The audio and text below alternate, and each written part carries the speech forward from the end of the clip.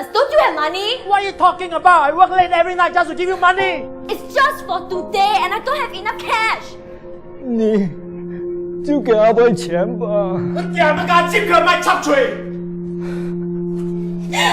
Where do you think you're going? Let me go. Huh? Let me go.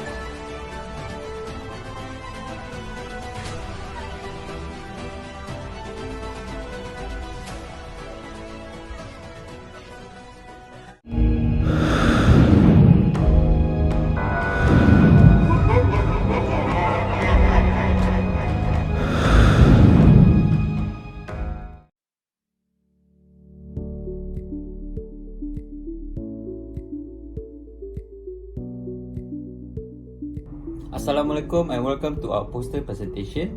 My name is Muhammad Ridwan and this is our thesis statement, which is COVID-19 has triggered causes of family violence globally, which required solution by different parties.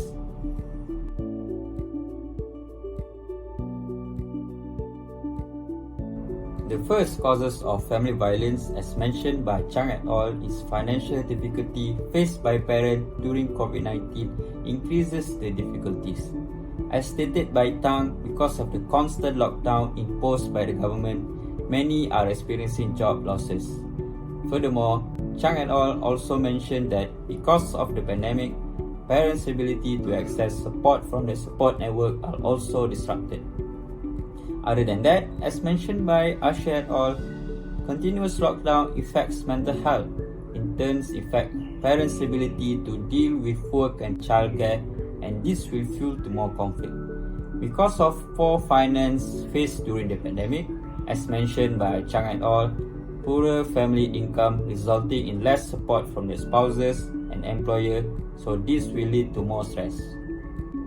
The second causes of family violence, as stated by Chang et al., is the absence of support circle, which could lead to parenting stress and marital conflict during lockdown. Chan et al. Mentions that with spousal support is an enriching experience, such as a spouse listening to your work experience, meaning that if no support from the support circle, this could lead to work to be more stressful and lead to family conflict. In addition to that, Gayatri and Karthikeyan, CU and colleague mentions that prior studies show that spousal support can buffer any stress that arises.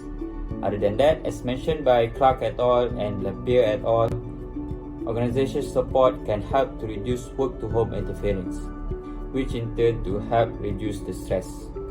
Finally, Broad et al. And Chan et al. Mentions that parents with a better work-life balance are less likely to experience parenting stress. Hello everyone, my name is Izelmira and I'll explain the third and fourth causes of domestic violence during COVID-19. Well, Pereda and Diaz-Faiz found that chronic stress occurred due to abuses experienced by parents during their childhood. Caspi and colleagues once mentioned that there are higher probability that violent parents beget violent children through trait inheritance or epigenetic changes which result in violent behavior. Colton and colleagues proposed that neighborhood characteristics such as poverty, overcrowding arises, which may lead to the increased level of disorder associated with child abuse. Pereda and Diaz-Faiz also mentioned that vulnerable victims may result in adult dependency, since their weakness may increase the likelihood for them to depend on adults. There are treatments available, however, most of the treatments available are adult-centered. fourth cause is Caspi and McClay found that parental burnout is caused by overexhaustion of being a parent. Children's stress may add to the tension felt by parents since the current pandemic may worsen existing health problems and trigger cases, as mentioned by Pereda and Diaz-Faiz in 2020. Patrick et al. Has found that a recent study has shown that mental and behavioral health are worsening since the beginning of this pandemic. 1 in 4 parents reported that their mental health is worsening. Pereda and Diaz-Faiz are convinced that stressed parents are more likely to respond to their children's anxious behaviors or demands in aggressive or abusive ways, and some parents may consume alcohol at home due to COVID-19 crisis since pubs and bars are closed in order to manage stress and tension, as said by Reynolds and Wilkinson. Thank you. Hello guys, it's me Siti Azra Bitroslan, and I will continue with the next point, which according to Zhang 2020, the school closures have caused the children to constantly be with their parents, and the obligation for parents to homeschool them has become one of the causes of family violence. Zhang stated that the need for parents to take over teachers' responsibility will take a challenging toll on both parents and children, which ultimately exposed to family disputes related to access of educational, financial, and psychological assistance. Zhang also mentioned that to some extent, these pressures are excruciating to handle for some children. Usually, this kind of pressure is faced by the children that have not received any assistance from their parents, either due to the lack of knowledge or their parents have no time to homeschool them.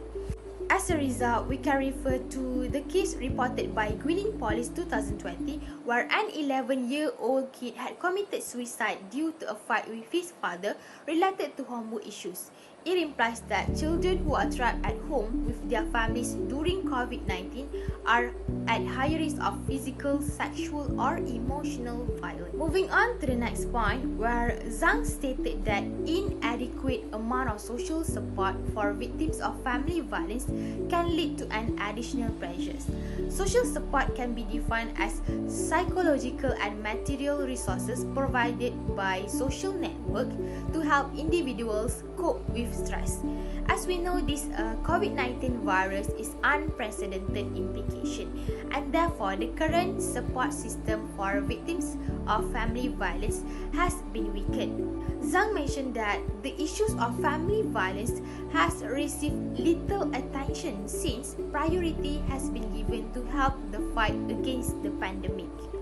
To support this statement, in Jiangli County, Hubei province has been converted to shelter vagrants or for those who are unable to return home due to the lockdown. Therefore, Chow and Fan 2020 reported in the newspaper the problems that family violence victims confront are difficulty in escaping from home, finding a shelter, and the resulting economic hardship. That's all from me. Thank you.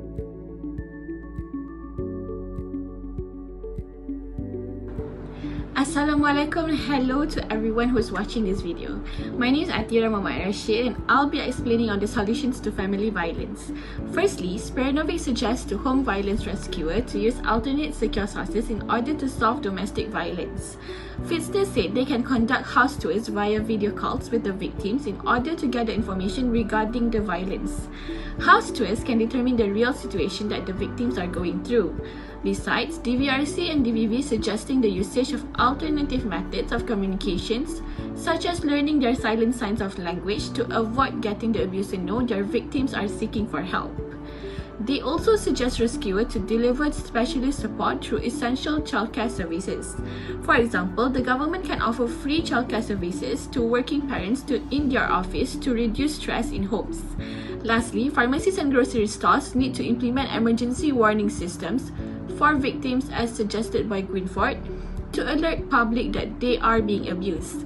Maybe they can act like they wanted to go to the grocery store to buy groceries, but actually at that time, they can use the warning systems to seek for help from public around them. Providing positive psychoeducation would also be one of the solutions to family violence. DVRC and DVV warned that each house needs to have safe zone for household members where they can hide whenever they felt afraid of the situation.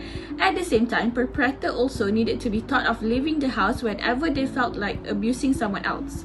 This could avoid from making the situation hotter than it was before, for example when parents get into argument. Team Shell, Montgomery and Delgard mentioned that psychoeducational support for parents is very much needed, especially during COVID-19, because there have been national lockdown and situation in the house might escalate to a stressful one. Next, they also said that parents need to always learn all these positive parenting strategies, including support and monitoring, in order for them to know the good parenting skills to reduce family violence. Kluver et al. Mentioned that promoting open access online parenting resources also can be one of the solutions in reducing family violence. Hi, my name is Muhammad Shafiq Aiman. So now we'll move also to the solutions on family violence during COVID-19. So, the third solution is by carrying out working from home for employees that has been stated by ISNIKI in 2021. As we can clearly see, many countries have already implemented these solutions since 2020, and same goes with our country, especially during the time of Malaysian Movement Control Order.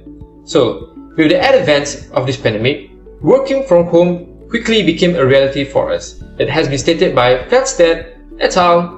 In 2020. Hammer et al. 2015 mentioned that companies had to take steps to assist their employees in transitioning to work from home practices such as offering flexible hours and technical assistance. For example, like giving complete and proper guidelines on how to use meeting apps such as Microsoft Teams and Google Meet with more efficiently and effectively.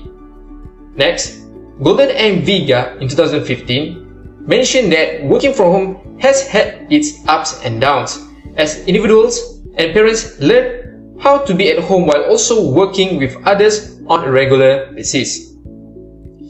Many people endure difficulties as a result of the dynamics that parents and individuals face at home that has been stated by Carnival and Hatak in 2020. Next, we'll move to the fourth solution, which is by companies are taking steps to provide benefits to their employees that has been stated by ISNIKI in 2021. Genuinely, Call in 2020 mentioned that moved the majority of its 8,700 employees to work from home by immediately delivering necessary equipment to workers' homes to guarantee that work was not disrupted, such as by providing companies' laptops. Next, donating personal protective equipment, or we can call as PPE, such as masks and other crucial supplies, such as portable cell towers, that has been stated by Gallucci and Sitaraman in 2020.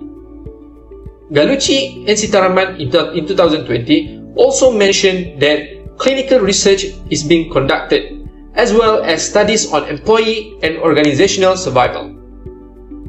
Kronkich and Ward in 2020 stated that companies also carry out employee mental health support, which is a common benefit that employees want in nowadays.